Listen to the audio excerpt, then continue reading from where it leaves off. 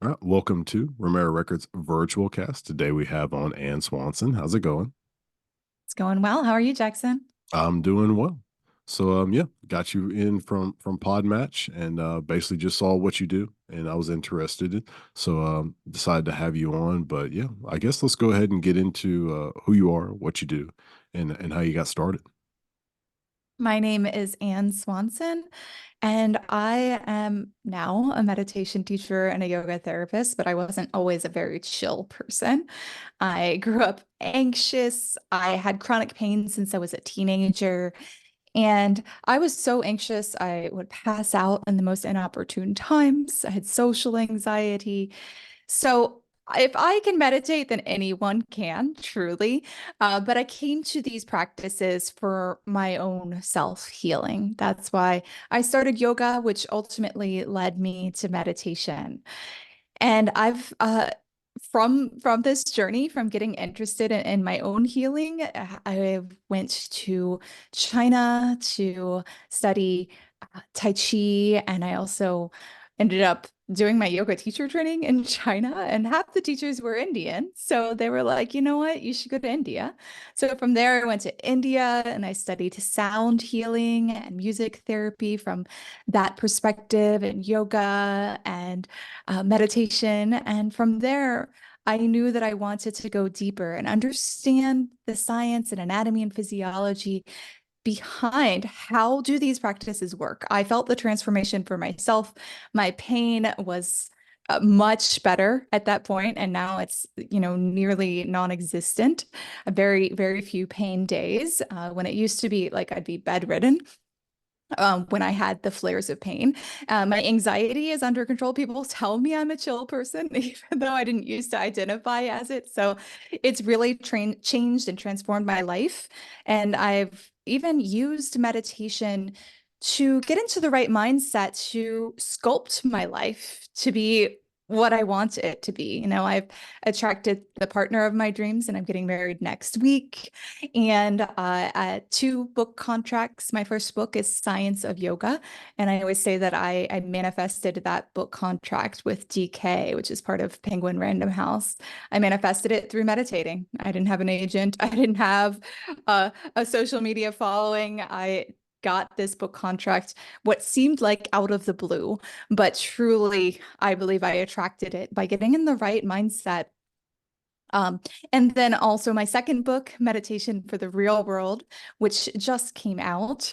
This is for busy people with busy minds who feel like they cannot meditate, but truly you can. Yeah, that's amazing. All the stuff that you've been through just to get to this point. And I think that a lot of people, the issue that they have when it comes to getting out of their shell or overcoming their problems is step one, right? Like Yeah. if you can't take that first step, you're gonna have problems. And along with that, a lot of times people's main issue is they can't they can't just look at the first step, right? Like Hmm. they have to see the whole journey, and that's what they're And looking. get overwhelmed. Yeah. Yeah. They get so overwhelmed and they don't take that first step. So you go to China. Where Mhm. where where did uh that confidence or even lack of confidence? I don't know. You gotta be feeling nervous just to go there, right? So Yeah. how did that come about? Well, that story starts when I was a kid because when I was a small child, for some reason, I was obsessed with China and panda bears. All my stuffed animals were panda bears. I didn't have any other dolls. They were just pandas. And I would line them up and teach school. Like I was a teacher at heart, even as a very small child. And I guess to get the energy out of me, because I was a rambunctious person when I was little, my mom had me digging holes in the backyard because she told me that I could get to China to see the panda bears if I dug hard enough and fast enough. And so I always wanted to go to China. And then I ended up studying Chinese, Mandarin Chinese in college as a minor. And I got the opportunity to study abroad in China. And that's when I got introduced to doing some Tai Chi, which I really enjoyed. And the reason I ended up going to China for like the longer term, I bought a one-way ticket when I graduated college because it was right at the beginning of the recession, and there weren't really jobs in the U.S. The jobs were in China, so I went over there and got a job at a college teaching English. And during that time, I was actually really depressed. It was polluted. I was isolated. People would point at me on the streets because I was so different. I was taller and very, very light skin and look different than them. And so I felt so depressed and isolated. And I ended up doing uh, a lot of meditation and yoga and Tai Chi during that time to get through it. So that really led me on the path. I mean, many of us come to these practices because we truly need them. And then we experience the benefits and continue on. So when you're there, what are some things that you needed to do to kind of like cope with those anxiety issues or the problem of people just, thinking about you differently? What helped you make it through that?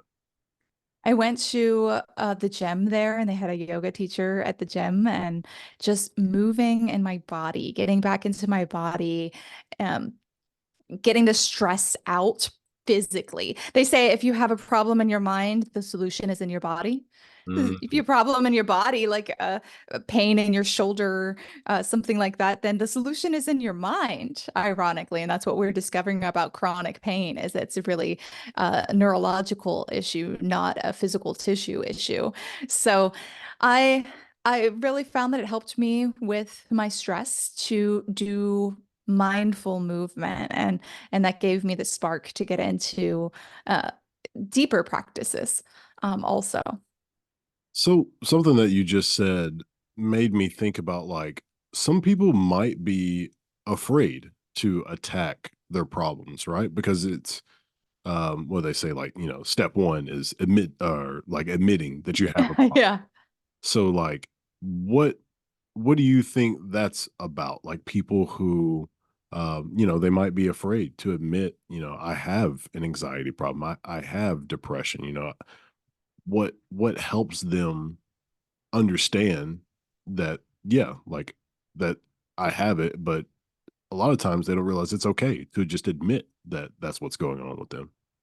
It said that if people could sit alone in a room in silence with themselves, that we would have world peace. I think we're all ignoring the chatter in our mind. We're trying not to pay attention. There's this person following us in our head all the time. If there's an actual person just following us around, we'd be like, you're the most annoying person ever.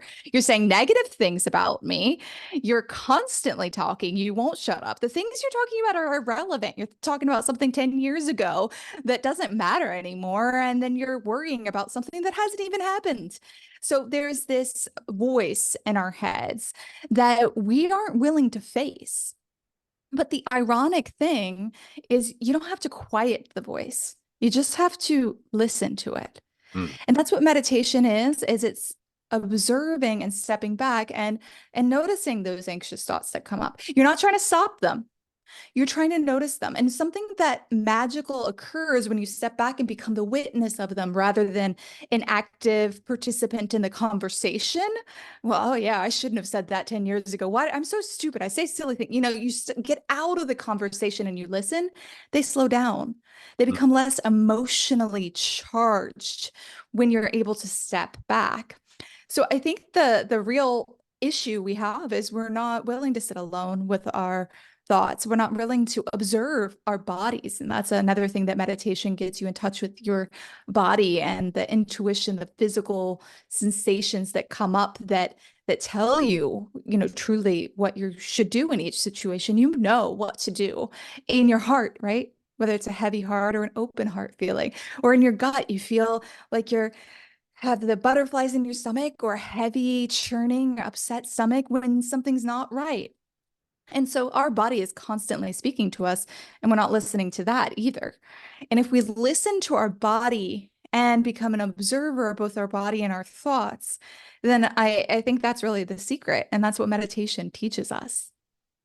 I completely agree with that because I think sometimes people they want to completely avoid their issues or avoid their pain, but in reality, that's what you need to attack. You need to attack those things, um, and understand, what's going on. So, as you said, listen to your body, listen to what's going on in your brain, because if you don't, then you're almost running from a problem that you don't even know what the problem is, because you've been too busy getting away from it that you don't even know what it is. It's almost like running from something and so long that you forgot what it was. Like, you've been avoiding a food, right? So, like, you had a bad experience with potato salad as a child, and you just know you hate potato salad. You tell everybody, I hate potato salad when you're like 30.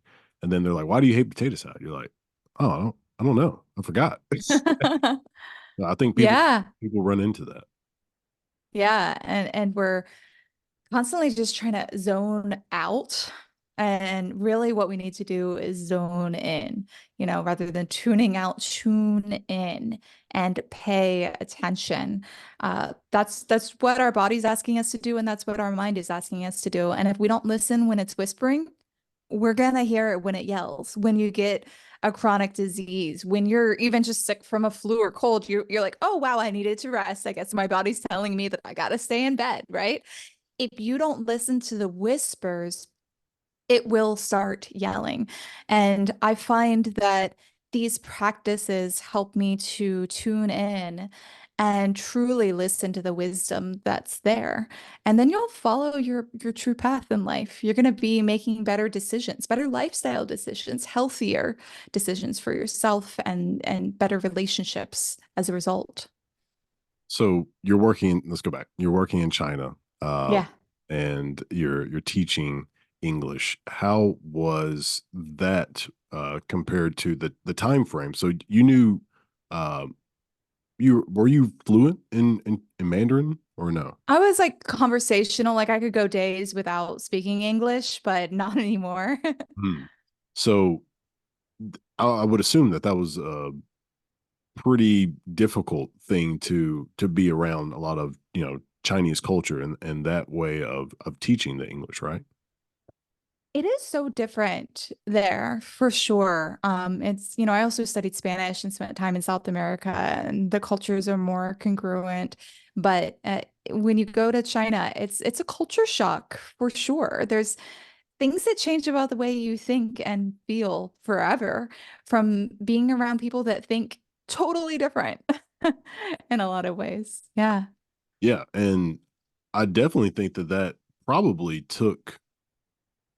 I would say it's got to be mentally exhausting for like when you first get there, because you're like in a completely different place. Like I think about moving out of the country all the time. Like I've Mm. I've been Oh, yeah. to Canada, and I've been to Ecuador. Canada is basically Northern America. Like it's very similar. So it's hard to even consider that out of the US, but um I've been to Ecuador, and that was not so much a culture shock because the people I was around a lot of American people when I went.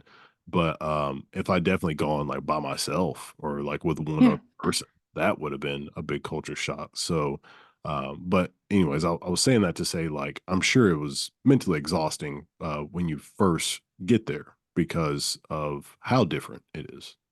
Yeah, I mean, I think that's one of the things that attracts me to traveling, though, and traveling solo. When I was younger, I traveled a lot alone through India, through South America, through China and Tibet, and I think that's one of the things that attracts me is like feeling outside of my comfort zone and being forced to think in a different way.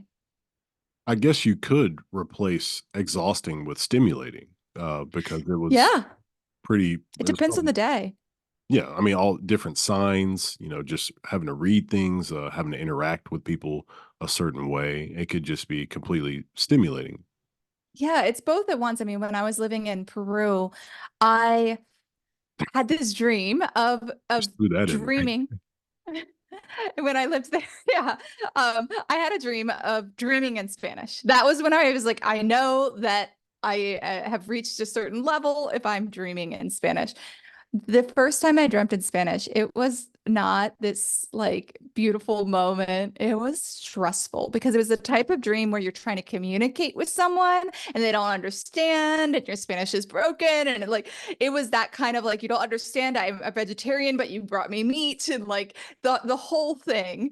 And so it can be so frustrating. You have those moments when you're traveling, and if anybody knows how it feels to be in that situation. It's like some days it's frustrating, some days it's so rewarding in a great way. So it depends. All right, so you also been to Peru, so we got to get on that one too. But well, so India. So you go leave China, you go to India. What was that like? So I arrived in India alone. I actually wouldn't recommend traveling alone in India. China was fine. I don't know how it is now. That was what, 15 years ago, but it was totally fine and safe. When I arrived in Delhi, immediately I got scammed. And I read a book about like what kind of scams could come up and how to prevent them. So I was prepared, Hmm. but my flight was delayed and I arrived in the middle of the night. First red flag. And I actually, the first night, even though I was going to stay in hostels the rest of the time, the first night I booked a nice hotel that would come and pick me up from the airport because that's where the scams happen, is at the airport. Well, turns out that they didn't pick me up. They were not there. Flight changed, whatever happened, they're not there. So I have to get one of the taxis. And I get in the taxi. He assures me that he'll bring me to that hotel. And then we're driving for the middle of the night through these dark alleys. There's no signs on any of the streets, and I'm getting worried. And I'm like, you need to call the hotel to find the address. This is not right. We're not in the right place. And he says, oh, no, I don't have a phone. I can't call. About 30 seconds later, his phone rings. Oh, I said, I want out. And I'm in a sketchy alley and I have all my suitcases. I want out. No, I want out of the car. Well, it turns out right around the corner, there's this guy standing outside of a tour agency. And it's this handsome, tall Indian man. And he's like, oh, do you need help, ma'am? Do you need help? And so I'm like, oh my gosh, this is what's happening, blah, blah, blah. And he's like, oh, I'll help you. I'll help you find a hotel. Don't worry. So he finds me this nice hotel. He has the perfect like British accent. He's so charming. And then the next day he takes me on a tour and helps me. I needed to go to Rishikesh because I was going to study yoga in these holy cities. So that was my next location. And so he helps me get a bus for them and everything. And as I was buying him lunch, I sat there and I was like, wow, I'm so grateful that I met you and you saved me from that taxi driver. And then I realized he was the scam. The mm, taxi driver got paid off by that guy to bring me there rather than my hotel because it was a much more expensive hotel I had to stay in, wow. all of that. So I never felt like, I was going to wake up in a bathtub without my organs when I went to India, but I did feel like I was going to get scammed money wise anywhere I went. That was more my concern. So in some ways safer than other places I've traveled, but I felt very like scared. I was going to be pickpocketed or something like that constantly everywhere. But as soon as I got to the holy cities outside of the big crowded cities, I was fine.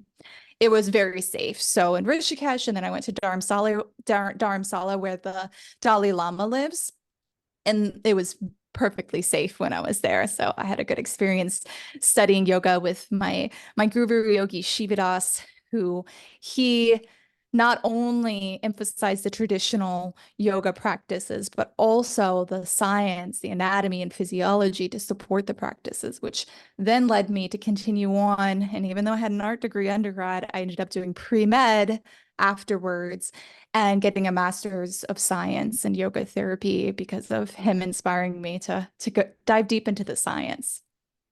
So did yoga originate in India? Because it seems like there's a lot of Yeah. familiarities between the two. Yeah, yoga originated in India, and then Tai Chi and Qigong, which are other modalities that I practice and teach, those are from China. And there's a lot of similarities.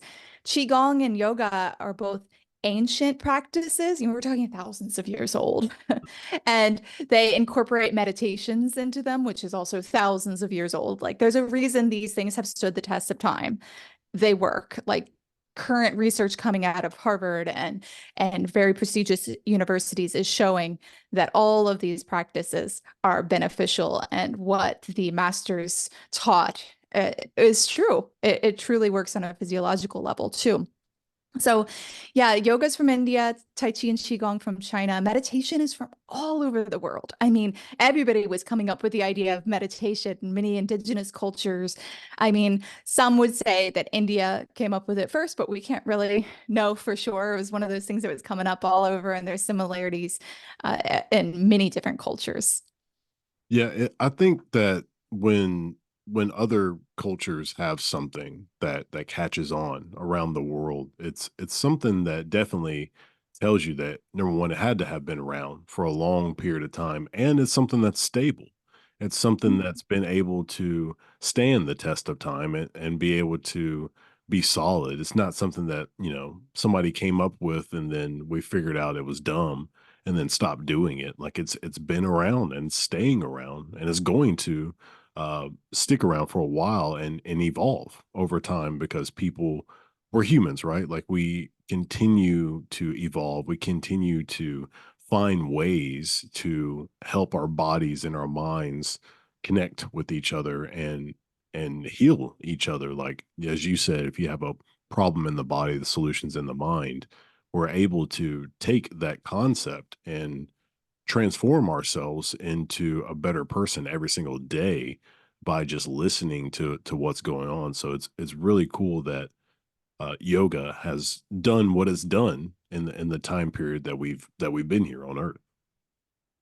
Yes, absolutely. And as more and more research comes out supporting it, it becomes more mainstream. That research is really key to encourage policymakers to integrate it, to bring it into schools and to public settings as a status quo. That research is key.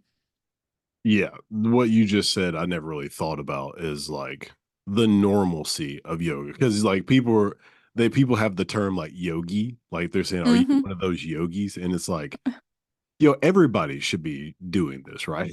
Yeah, yeah. It's not It's like I'm normal now. yeah, I'm not Yeah. one of those people that do this. It's like asking somebody, "Oh, are you one of those people who stretch? Are you are you one of those people who likes to breathe thicker?" Exercises. Yeah, yeah. Yes.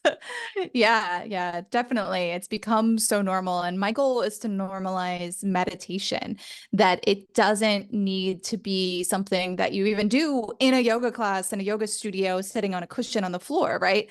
It can be something you do anywhere, anytime. On the cover of my book, Meditation for the Real World, which was illustrated by a illustrator that does a lot of work for the New York Times and the New Yorker. So it's got this like really relaxing style. And there's a woman on a subway, on a train. She is the only one sitting tall, good posture, and looking relaxed. Everybody around her is hunched over their cell phones. They're working on their laptops. They're distracted. And she's, listening to some audio. Maybe she's listening to some meditation music and just present. You can have your eyes open. You could have loud noises around you and be meditating. You can, rather than scrolling while you wait, which we know is not good for your mental health, you can meditate while you wait. When I'm in the waiting room at the doctor's office, I just do a 1 minute meditation to lower my blood pressure because I tend to pass out when I go to the doctor's office. If I'm having a procedure done and the doctor doesn't have a good patient relationship, I definitely like, fight, flight, or freeze. I'm out. I'm gone. So I use meditation to prevent those sort of situations to help me through real world challenges. It doesn't have to be this thing on your list of things to do 20 minutes every morning, although that's wonderful to build that practice. You can fit them through your day when you need them most. That's something I've never thought about, is I've probably been meditating for hours and never thought about it because 'cause I'm one of those people, like, I when I'm in a crowded room, I people watch. So maybe I'm Mm. not meditating, but I'm actively, Oh, we can talk about the difference between, yeah. but okay. So I never really thought about what you just said was like meditating, but you're just, you're not actively, on your phone reading or looking at something. You're being present, right? You're just kind of sitting there and just thinking. And I never really thought about that as like meditation. But please go on about we were talking about Yeah. actively, doing something or whatnot. Yeah, so like in meditation for the real world, there's this section for everything. Meditations for before you go and do a speech, before you go to the doctor's office, when you're experiencing FOMO or doom scrolling too much. And there's a section for when you're at the airport. So you presumably have just rushed to get there, wherever you are, and you're sitting at your gate waiting. I think that this meditation is similar to what you described. So what I suggest to do is number one, have your eyes open because when you're in the airport, you don't want to close your eyes. I've actually been robbed at an airport before. So you don't want to close your eyes. Eyes are open. And instead of like staring at somebody when you're people watching, like, oh, I wonder where they're from. I wonder what they're doing, and like getting involved in a conversation about them, you just take in all the movement around you. You kind of have like almost like a glazed or blurred vision of it all at once and you just observe. You may have headphones on to listen to your own music, or you can listen to the sounds and you hear the sounds as like background noise rather than trying to pick out a sound and listen to it or evaluate it. You start to hear it as background noise. Mm. The same occurs with your thoughts. Your thoughts are going to be like, oh, they look like they're in a rush. Wonder where they're going. No, just come back, observe the whole thing. See everything at once. Feel your body sitting in the place, sitting tall. So that's a type of meditation I recommend for people watching, which is one of the most interesting things because you are probably like, go, go, go to get there. Instead of scrolling now and having your mind all over the place, why don't you just take a moment to enjoy stillness amidst the chaos? Feel your body still. But even when you're still, and most of you, if you're sitting right now, maybe you're driving, you're somewhat still, but can you feel all the movement within you? The movement of your breath, moving in and out, moving your chest and rib cage. If you pay close attention, you can feel the movement of your blood pulsating through your body. Or perhaps whether your palms are facing up or down, just feel the sensations on your fingertips. There's an inordinate amount of sensory nerve receptors as we feel literal electricity on our fingertips. These sensations, these pulsations and vibrations, they're always there. You just may not be tuning in to pay attention to them. And they're a great way to come into presence. So you can do this when you're waiting in line at the grocery store. You can do a meditation technique rather than, worrying about your list of things to do. You can come into presence, feel your feet on the ground, notice your posture, notice your breath. Do you notice a difference between people who um, may have had like a bad upbringing or have Mm. had traumatic experiences in I guess, the focus, like how focused, how deep they can get into their meditation compared to somebody who has had a more um, stable lifestyle? You know, it's hard to say whether it's nature or nurture, right? Some people are just naturally chill, right? I wasn't born one of those people. And some people are not. And some people had a very challenging upbringing, but they've turned that trauma instead of to post-traumatic stress, or maybe they're past this, the point of PTSD, and now they're at post-traumatic growth. Hmm. And they're able to see things from a totally different perspective. And they can get into these meditations and deeper because of that rich past. It depends on the person and where they are in their growth journey. I think if you've had a challenging upbringing, you could be even better meditator. You could benefit even more from meditation. But Yeah, it really depends on the person. And meditation helps us go into that post-traumatic growth stage rather than stuck in the PTSD stage. Yeah, because somebody who has, been through a lot, if they start to, get more in tune with, like, as you were talking earlier, like I was doing all that stuff. I was like, feeling my body move, blood Hmm. kind of stuff.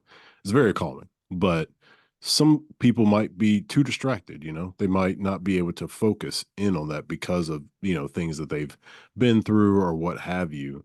And I think that it's unfortunate. Number one, I think it's very unfortunate that some people can't focus, well enough, whether it be, they say people might have ADHD, so their brain is just constantly wandering and they can't focus in on one thing, or, you might be hyper focused where you get, your brain starts at one point and it just goes down this tunnel and then you forget like what you were even doing. Like you started out Yeah. meditating and then you ended up thinking about something as you was like something that happened 10 years ago and that's the only. Yeah, yeah.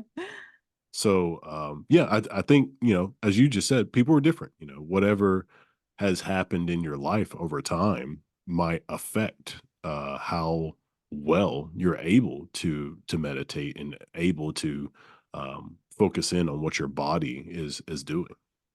Now, meditation is a skill you learn. It's not something you're born with, though. So anybody can learn and improve on this skill. And if you are a person that your mind wanders a lot, you feel very distractible, then it's even more reason to meditate because meditation is boot camp for your focus.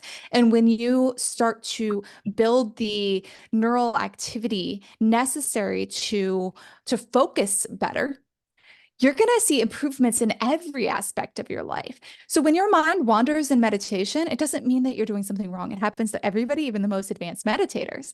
So when your mind wanders, it's an opportunity to notice that your mind is wandering. And when you notice a certain network in your brain picks up and then tells your mind to come back to the focal point. And that brain activity is really key. You're training your brain just like you're training muscles. You're weightlifting so your biceps get stronger. You're training these neural networks to notice when your mind wandering and to come back to presence quicker. Now, of course, it's going to determine, is this important or not? And if the house is on fire, then you stop meditating and you go. But like most of the time, the conversation 10 years ago is not important. So you're going to come back. Your brain's ability to notice, is what I'm thinking about important right now? And determine yes or no and come back seems to be based off of research the key to happiness. Hmm. Your ability to be present doing whatever you're doing. So whether it's in the meditation or you're washing the dishes, how present can you be? Put on a song, dance, feel the warmth of the water in your hands versus thinking about, oh my gosh, I have this presentation tomorrow. I'm so scared, blah, blah, blah. Right. So they found in a very large study out of Harvard that people's ability to focus, their ability to be present doing whatever their activity was what caused their happiness. When they were present, they were happy doing whatever. It could be washing the dishes or having sex. They asked them in all different circumstances. And when they were present doing that activity, they were happier than if they were thinking about something else and worrying, or even a positive memory, you're thinking about something else versus being in the moment. So meditation trains you to focus better, which is going to help every aspect of your life, but also how to be happier. Yeah, that's a really good point about the meditation. Just as kind of like a training program for your mind, because if you're able to meditate, if you're able to, and which I would assume meditation could also be used to think about one thing, right? It could be used as like, I want to meditate to think about this speech that I'm about to give. Kind of. So there's different types of flow state. And that's really like if you're like preparing for a speech, you're going to go into flow state. You want to be in flow state, what psychologists call this state of complete immersion, where you are just focusing on that. You're tapping into creative ideas, right? Now, meditation itself is a type of flow state. Mm. So you're focusing on something else, whatever the teacher gives you, your breath, your a word, um, perhaps body sensations, phrase. You're focusing on that. And you can get into that flow state from meditation, but it also prepares you for those situations where you're preparing for a speech to get into flow state better, quicker, longer. So you become better in those everyday activities by meditating. So it's a type of flow state, but not all flow states. That's not meditating when you're working on a work project. It could be meditative, you could say. Hmm. But meditation is like boot camp for your focus to help you get into flow state better. Yeah, and it's important for people to be able to just understand like what their brain is thinking like whenever they are going through that kind of meditation where your life has many things going on. So if you can just focus in like while you're just sitting there, or you're like, yeah, I want to meditate today to be able to accomplish X today, right? So if you're going to have a stressful day, you're like, okay, this is why I meditate. So if you Yeah. can focus, on like, okay, I'm doing this because blank, then you will be able to handle those situations a lot better because you know why you're doing it. Some people might just meditate because somebody told them to. Some guru or coach said, "Oh, wake up and meditate for 5 minutes." But hmm other people have a purpose. Yeah. Yeah. And so some science-backed purposes would be to improve your mental health, to improve your sleep, really optimize your sleep, which is what it's done for me, to maintain your brain capacity as you age. All of our brains get smaller as we age, but meditation preserves the brain tissue so it doesn't get as small in those critical areas. So for healthy aging, for focus, cognition, memory, those are all really great reasons to meditate. Improved relationships. It also has been shown to help with addiction. I mean, the list goes on and on of how meditation can support you.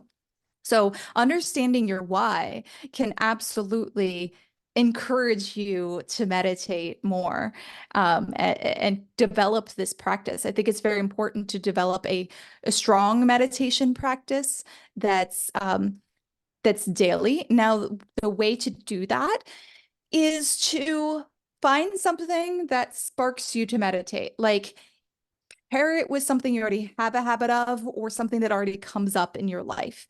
So let's start first with like if you want to have a 5 or 10 minute meditation practice, like every morning you make your coffee or tea before you take that first sip while it's brewing and you smell it. That's when you would sit down and do your meditation Mm. right before then.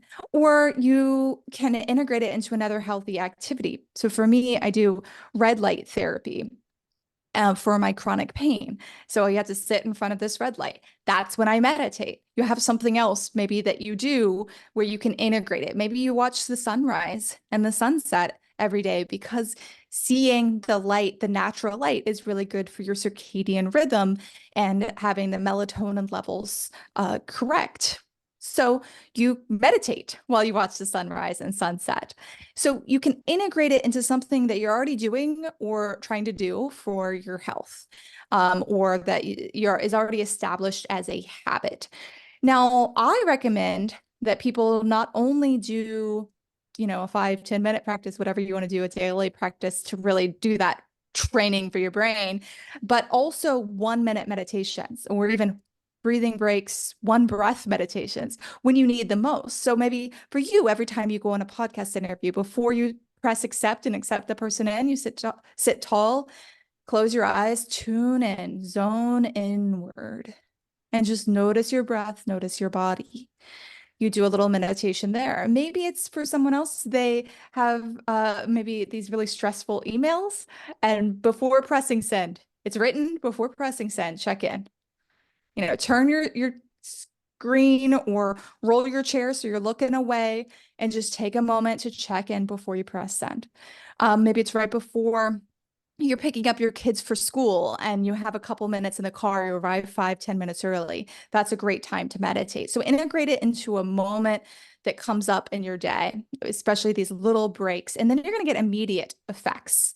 And in meditation for the real world, I have lots of solutions for everyday problems and how to work with them with these 1 minute meditations, with these quick techniques.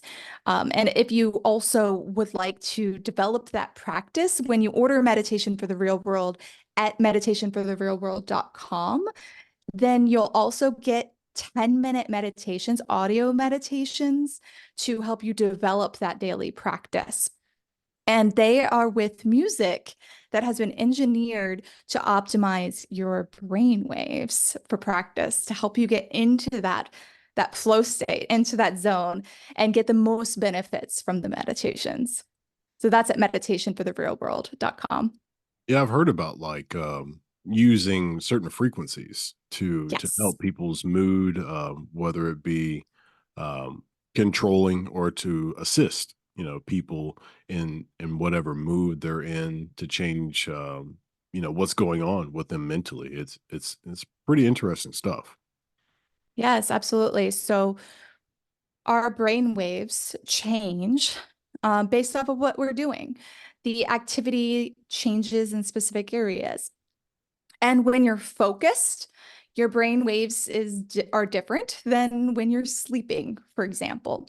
Now, meditation typically brings us from the kind of more like brain waves associated with us talking right now, or you're listening and maybe you're driving. That brain waves is typically beta brain wave activity that's dominant. And then meditation brings us into alpha brain waves, which is the relaxation, rejuvenation brain wave state. And then meditation has been shown to bring us into these other states, like theta brainwaves are seen in creative moments, or like children are in theta brainwaves a lot, but not as much adults. Meditation can bring us into that state. And then also some meditation practices bring us into delta brainwaves, which is typically only seen in deep sleep, but we can achieve that in meditation where it's like almost like your body is asleep. You kind of like twitch because your body has fallen asleep, but your brain is awake to observe it and observe the rejuvenation effects. It's really powerful stuff. And then meditation can bring us into the gamma brainwaves, which is peak memory consolidation. And so we can optimize that with different frequencies of sound and listen to music that is specific frequencies to induce the desired brain waves. And one type of music is binaural beats. And this is like you have to listen to these with headphones. There's a specific tone in one ear and the other ear that your brain interprets as one. And it almost feels like your eyes are like moving back and forth. It's like processing. Yeah, it's really, really intense. It's like an immersive experience, which we know that when the eyes move back and forth when we're like walking, or you may have heard of like EMDR therapy. It's where they like the therapist will move their finger and you follow their finger back and forth. It helps people process. It turns down amygdala activity, which is the fear center of your brain. So this music can actually change your brain state to bring you deeper into relaxation, to help you with memory, concentration. And that's what I integrated into these audio meditations to like really enhance the effects, because my audio engineer, she has 2 master's degrees in music and audio engineering. So we incorporated that and I dove into the research. And the research was actually called these digital drugs, because they're so powerful that they have effects similar to drugs, just the sounds we listen to. Funny enough, pop music is at specific frequencies that makes humans a little agitated, a little stressed, a little bit more easy to control. And the meditation music, or the type of music you'd want to listen to when you want to get into that flow state, if you're doing a creative act, that's going to be a totally different frequency to help you get into that place of concentration and memory consolidation. That's pretty crazy. I think a lot of people don't think about it that deep. They just think Music is music. They just think that sound is sound, and it's not really affecting you. But I do think people think about it in the sense of like, so if you go to work out, you put up this like amped up music, whether you listen to Yes. like heavy metal, rock, or some rap music, whatever, you listen to something that's going to get you going, and that's one thing. But what you're talking about, I think, is definitely on a deeper level that most people don't think about, that can literally affect your mood based off of the frequencies and waves that are literally hitting, what is it, in your like the cochlea or whatever inside your ear Yeah. that Yeah, and the way your brain interprets them, it's similar, like when we see red versus blue. We know that humans respond to blue to be more relaxing. This is why they have it in hospitals and dentist's office. It's a more relaxing color to us. And then red is more high alert. That's why it's the stop sign. And those are waves too. And your eyes are interpreting that information. So your brain is constantly interpreting these vibrations or waves all around you. And meditation ultimately is all helping you get in touch with those interpretations of the vibrations and even deeper vibrations that you can physically feel in your body.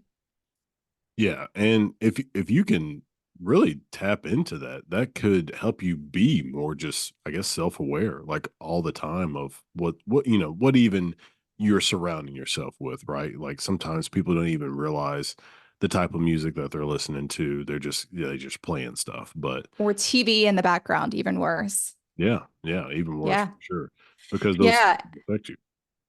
And one thing you can also do that I talk about in the book is by listening to white noise, pink noise, or brown noise. So yes, noises have colors. We all know white noise. We have like a white noise machine, and that's basically where they have a pretty equal amount of each range of frequencies, high, medium, low. And so it just sounds like even, and it's kind of like the fuzz on TV or a fan whirling. And that's good for like blocking out noise. And it also can help you focus because you're not hearing, the sirens coming by.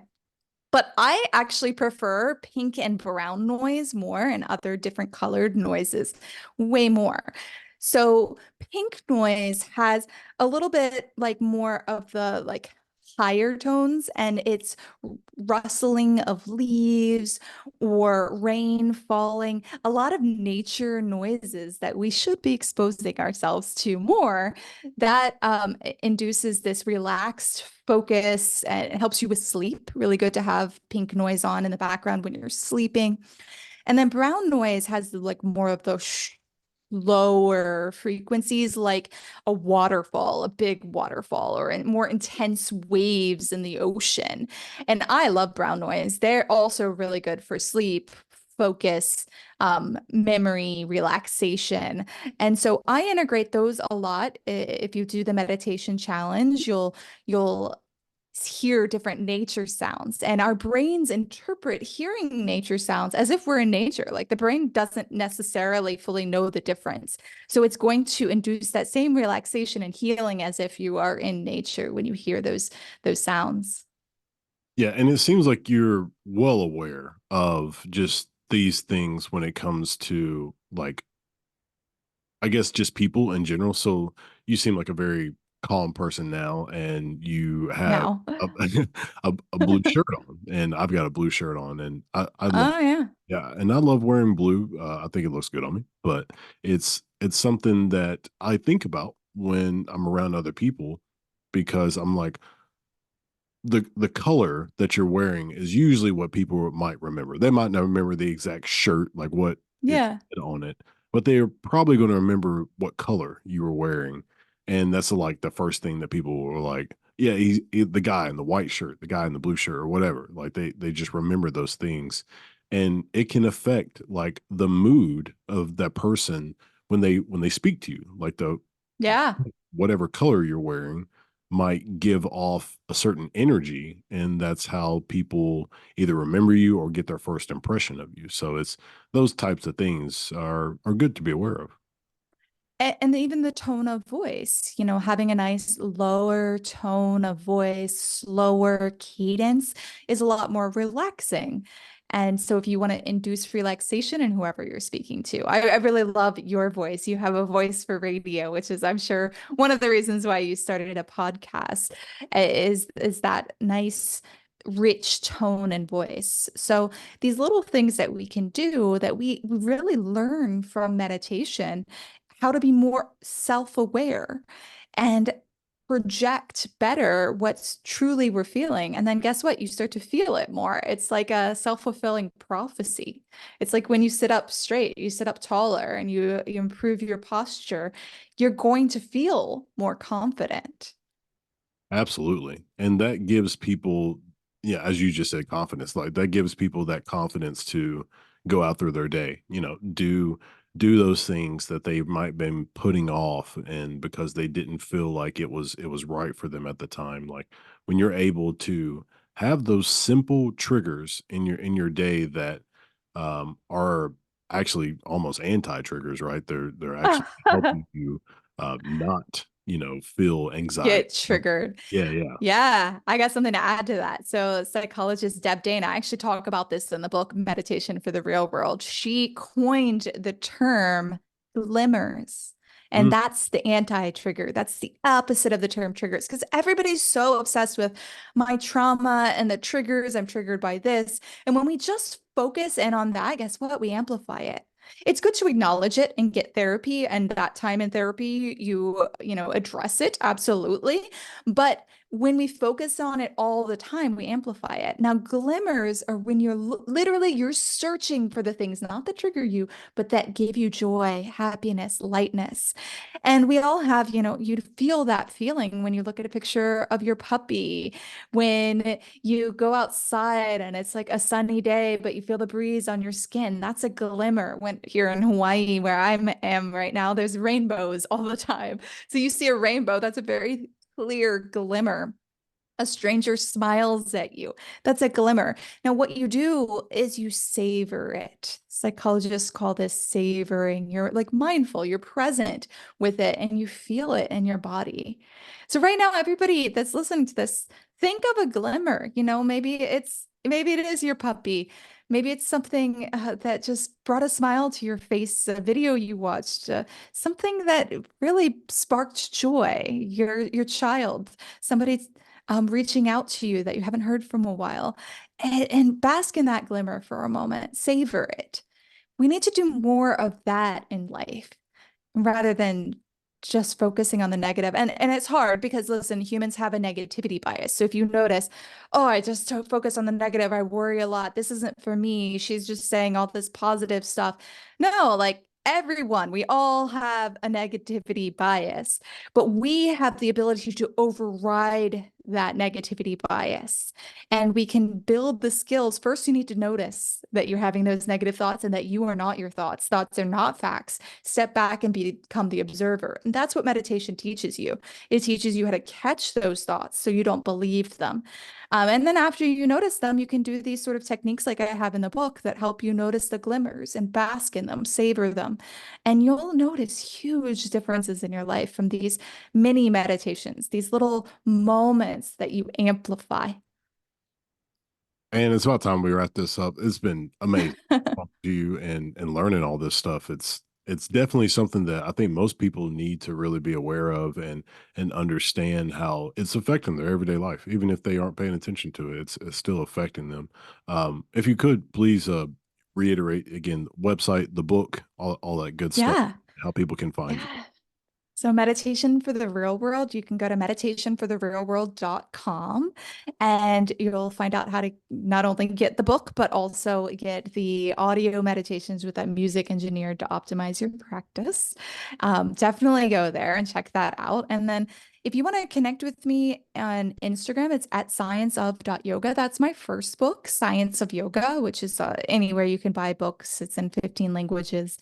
So if you're super interested in yoga, that's a good one. But just feel free to like tag me on a post, a picture of the book when you get it at scienceof.yoga on Instagram.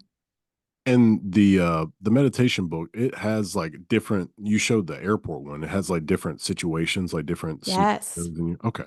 That's awesome. Absolutely. Yeah, it's different situations, anything you can think of. Meditations for FOMO, depression, anxiety, road rage, which is one that my partner and I have used quite a bit. There's meditations for anything you can think of, and not one meditation fits all. And that's why it's important to try different ones for different situations for what you need. Awesome. That's amazing. Again, thank you. Thank you for coming on and sharing your knowledge and wisdom on yoga and meditation. It's been great experiencing what you have to share. Thank you. Awesome. Well, thank you for everybody for tuning in, and we'll see you next time.